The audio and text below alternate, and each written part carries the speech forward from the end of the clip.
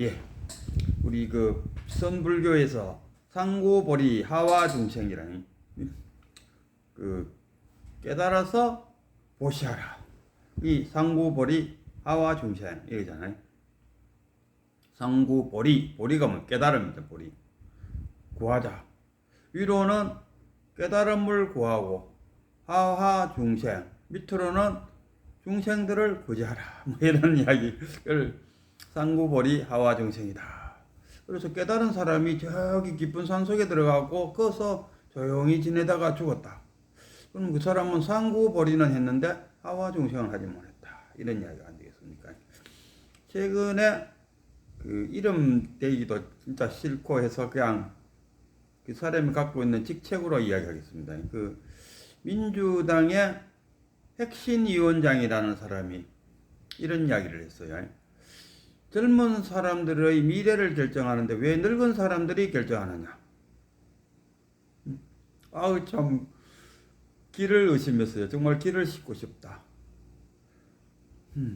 동네에 가도 동네 무슨 일이 있으면 그 동네의 어른한테 가서 우리 앞으로 어떻게 할까요 하고 그 동네 어른들한테 물어보는 게 정상이지. 저기 얼라한테 가갖고 갓 태어난 얼라한테 아니면 초등학생한테 가갖고 야야 우리 동네를 앞으로 어떻게 운영했으면 좋겠노 안 물어보잖아요.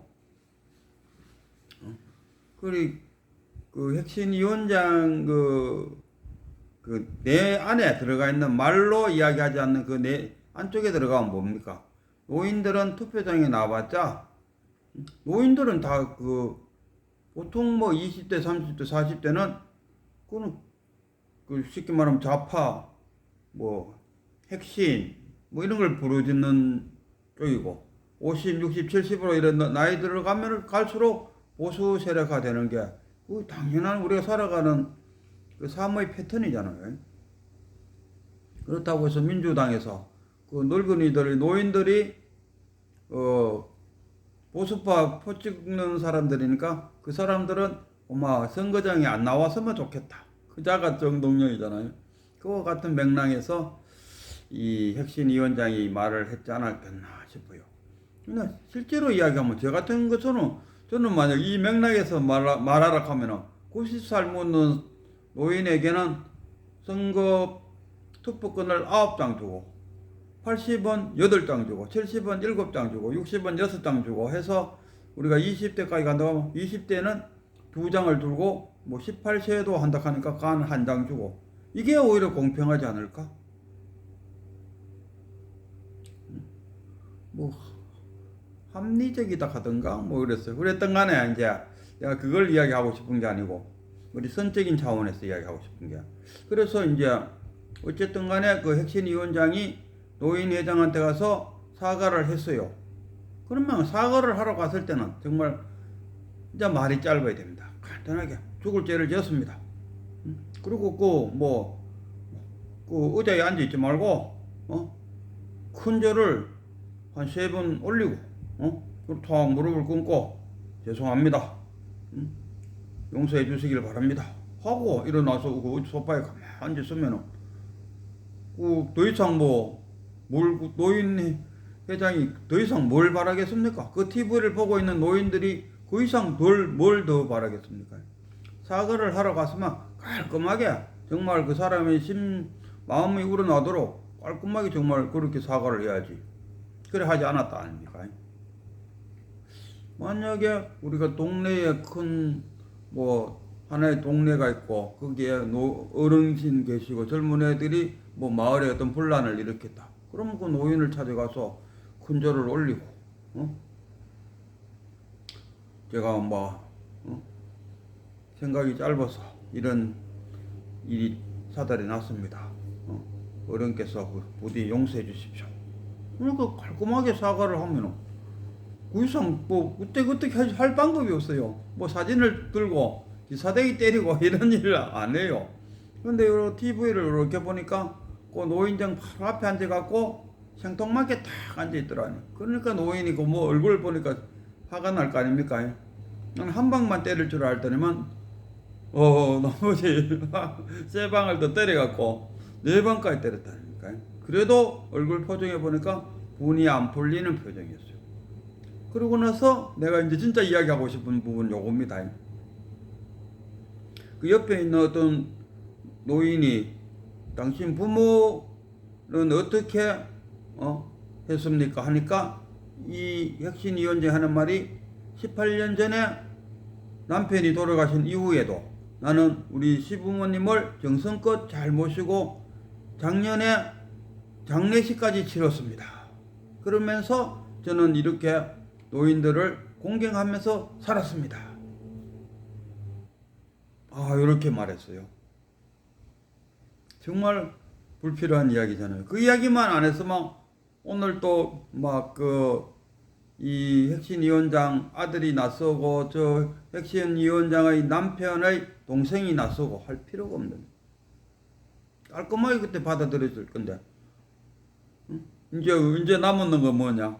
정말로 그 신우이의 편지처럼 정말로 이 화가 나기, 신랑으로 하여금 화가 나도록 만들어서 옥상에 그 아파트에서 투신할 정도로 뭔가를 자극제를 주었고, 그래서 남편이 뛰어내렸고, 그걸로 인해 갖고 시어머니가 충격을 받아 갖고 요양원에 있다가 돌아가셨고, 그 시아버지는 시골로 가서 계시다가 끝내는 시아버지도 자기 아들처럼 자살해 죽었다. 그리고 시아버지의 그 재산 그것을 아들이 물려받았는데 아들이 죽자 그 재산을 이 혁신위원장의 남동생 앞으로 다 빼돌렸다. 요게 그 신우이의 주장입니다. 이제 뭐 조사를 해봐야 되겠지만은, 그러나 제가 말하고 싶은 이야기는 이런 뭐 정치적인 이야기를 하고 싶어서 이 이야기를 꺼낸 게 아니고, 사과를 하러 갔으면은 깔끔하게 사과만 했으면은 죽을 죄를 졌습니다. 제가 그 쓸데없는 이야기를 해서 노인들을 화나게 해서 정말 죄송합니다. 딱 요 한마디로 딱 끝내야 되는데, 뭐 시부모를 잘못했다는 엉뚱한 이야기를 끄잡아내는 이야기, 이게 우리가 살아가면서 언어에 매달리고 있다. 언어에 우리가 견성, 깨달음, 어떤 사람은 견성, 깨달음이 어디 있어? 그런 거 없어. 없다고 주장하고, 어떤 사람은 있다. 하도 참선을 해갖고 네가 하도 돌고 깨치면 그때서 네 안다 해봐야, 해보지도 안 하고 뭐 있다 없다 말하면 되겠냐. 이 언어에 매달리는 거야. 우리가 일상생활을 살아가면서 그 이름이 있다 아닙니까? 이름이 있으면은 항상 우리는 그 모양을 만들려고 했어요. 이름이 있으면 모양을 만든다. 귀신이라는 이름이 있다 아닙니까? 그럼 우리는 머릿속에 그 색성향 미촉법 할 때 법이란 게 뭡니까? 일반 그 진리를 말할 때도 있지만 이때의 법은 뭐냐? 공간을 차지하지 않는 물질을 말하죠. 공간을 차지하는 물질가 뭡니까? 생각이가 되겠죠. 생각적으로 귀신의 행체를 만들어낸다 아닙니까? 뭐 염라대왕, 뭐 천신, 하느님, 예수님, 뭐 예수님의 아버지 하나님, 뭐 다 그리고 아담과 이브, 이름만 딱 해도 아담과 이브가 어떻게 생겼을 거더라. 딱 다 행체를. 그러면은 견성, 깨달음, 참나 이러면 참나 이름이다. 참나하면은 뭘까? 견성 뭘까? 하면 그걸 행체를 만든다 아닙니까? 그래서 그 옛날부터 그 부처님이 이름이 이름일 뿐이라고, 다만 이름이 이름일 뿐이라고. 부처라 하면 이미 부처가 아니다. 다만 그 이름이 부처다. 항상 그렇게 말했어요. 견성했을 때 나는 견성을 했다 이러면은 뭡니까? 견성을 했다 했을 때 그 견성이라는 것을 행체를 만들어 버려요. 그럼 그 견성 아니죠. 나 견성했다 하고 어떤 사람한테 가서 그러면 네 견성한 거 한번 이야기해보라.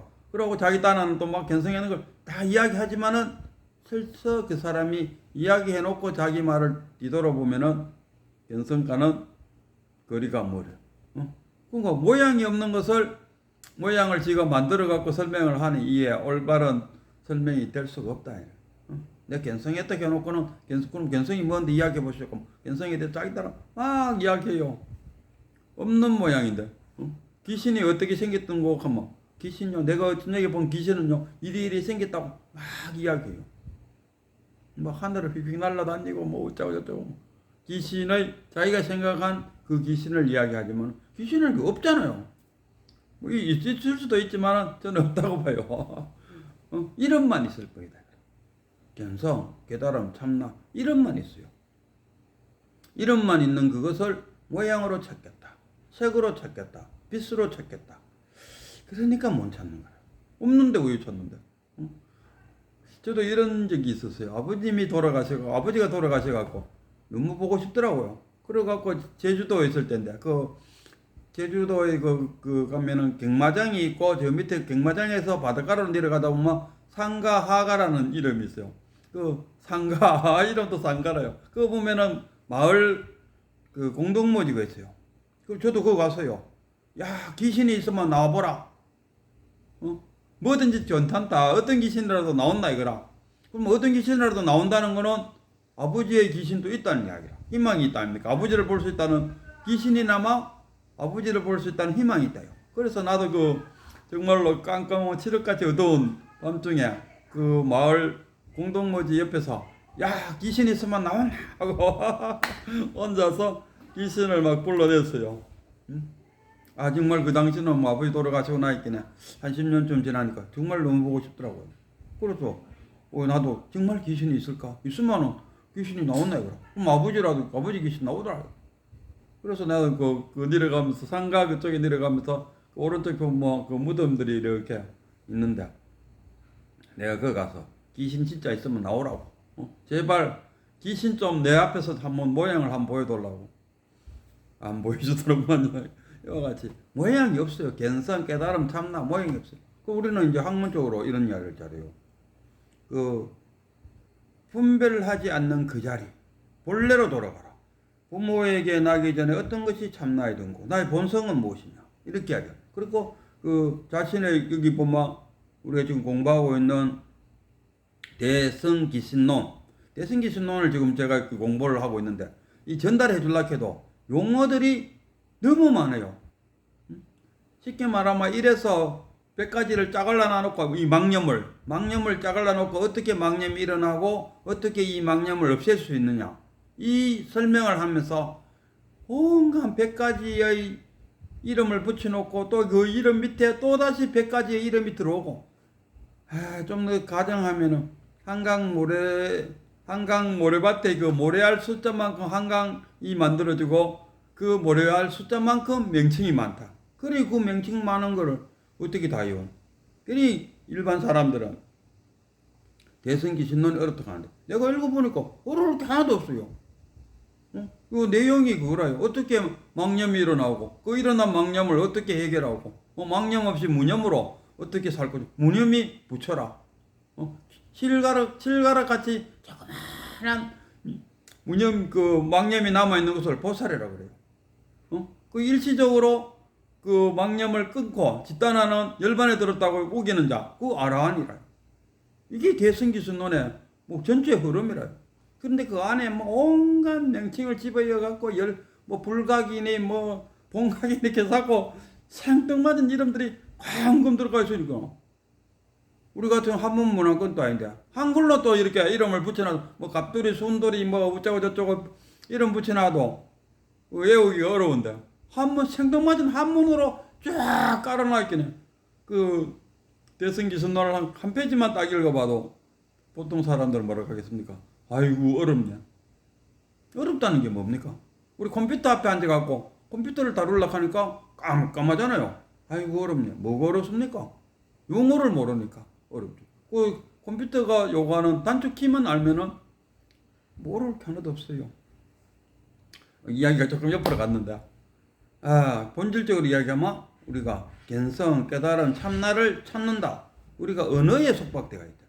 언어에 속박되어 있으니까 참나하면은 머릿속에 탁 떠오르는 게 뭐냐? 모양을 만들었는데 견성하면 견성에 대한 어떤 이런 것들 견성하려면 이래 해야 된다는 것을 언어적으로 탁 그게 얼매인다는 거예요. 본래로 돌아가라. 본래로 돌아가라. 그럼 본래로 돌아가는 그 장소가 한번 또 탁 떠오른다는 거예요. 부모에게 나기 전에 어떤 것이 참나야 되고 부모에게 나기 전에 어떤 것이 참나야 되고 참나에 대한 어떤 모양을 머릿속에 진익이 된다. 이게 망상입니다. 망상이고 망념입니다. 그래서 제가 그 본래로 돌아가라 하면 본래가 어디입니까? 여기입니다. 아까 딱 소리 났는 거기입니다. 근데 벌써 지나가 버렸죠. 소리가 들렸죠. 여기에 본래입니다. 요 자리. 지금 여기. 본래라는 게 어디입니까? 우리가 생각을 할 때 과거와 현재와 미래를 생각합니다. 어떤 그 학자에 의하면은 우리가 하루 점도로 생각하는 과거가 생각의 그 80%를 차지하고 미래가 15% 정도 차지하고 지금 여기를 한 5% 정도 생각하고 있다 그러는데 지금 여기 아마 탁 하는 그 순간이 소리 탁 나는 요 순간이 지금 여기였습니다. 지금 여기였습니다. 근데 지금의 아까 그 소리는 왜였습니까? 과거가 되어버렸죠. 그럼 뭐 본래로 돌아가라 했을 때 그 본래가 어디입니까? 여기입니다. 여기 본래라. 여기로 돌아가라는 이야기. 여기 본래입니다. 본래로 돌아가라 하니까 어디 본래가 있고 마음의 고향을 찾으라. 그럼 어딘가에 또 저 허공 어딘가에 마음의 고향이 있을까라는 언어에 속박돼서 모양과 행체, 색, 빛을 만들어내는 없어요. 그게 아니야. 조사들이 본래로 돌아가라 했을 때 그 본래는 여기입니다. 딱 하는 여기. 딱 하는 여기가 본래였고 그 본래는 지금은 아까가 딱 소리 나섰고 지금은 왜 합니까? 그 딱 소리가 벌써 과거가 되어버렸죠. 여기. 요 자리가 본래입니다. 요 자리로 돌아가라. 그러면 우리가 이제 어떻게 하면 돌아가느냐. 부처님 또 이래 보면은 이 안거 때, 부처님 안거 때 뭐 했을까 하고 이렇게 살펴보니까 부처님 또 안거 때 맹상을 했어요. 맹상하면서 깊은 호흡 명상을. 자기가 숨을 쉬고 있다, 안 쉬고 있다. 여기다가 그러니까 그 정 안 되면은 들으신다, 내쉰다, 들으신다, 내쉰다 이거를 계속 해요. 들으실 때는 내쉰다. 이렇게 딱 그 의식을 과거도 아니고 미래도 아니고 지금 호흡하고 있는 여기에다가 딱 여기가 어디입니까? 여기가 바로 본래입니다. 여기에 딱 뭐 자기 생각을 딱 고정할 때 여기가 본래. 본래란 뭡니까? 분별하기 이전의 그 자리. 아 여기네. 그래서 저는 뭔가를 본래로 돌아가기 위한 하나의 그 훈련이라 하면은 훈련인데 우리가 훈련 했을 때 훈련이 뭡니까? 이 자기한테 몸에 맞기 위해서 최선을 다하는 거 훈련을 반복을 하는 거. 반복을 해야 그게 습관이 되어 버린다. 습관이 되어야 돼요. 습관을 만들기 위해서 훈련을 한다. 그래서 지금 여기에 있기 위한 하나의 훈련으로서 조언을 드린다면은 이 호흡 명상. 이 호흡 명상이 바로 지금 여기에 있도록 만들어주는 가장 훌륭한 훈련 방법이 아닐까. 뭐 사탄이 그런 거보다가 호흡 명상. 호흡 명상의 그 본질이 어디냐 하면 지금 여기에 있기 위한 하나의 훈련입니다. 딴 거 어떤 다른 생각을 갖고 호흡 명상하면 뭐 마음을 안정시키고 싶다든가 뭐 딴 생각하면서 이 호흡 명상은 도움이 안 돼요. 호흡 명상은 오직 내 자신을 지금 여기에 놓이도록 만드는 것. 그것을 훈련하는 과정이 호흡 명상이다. 이런 이야기.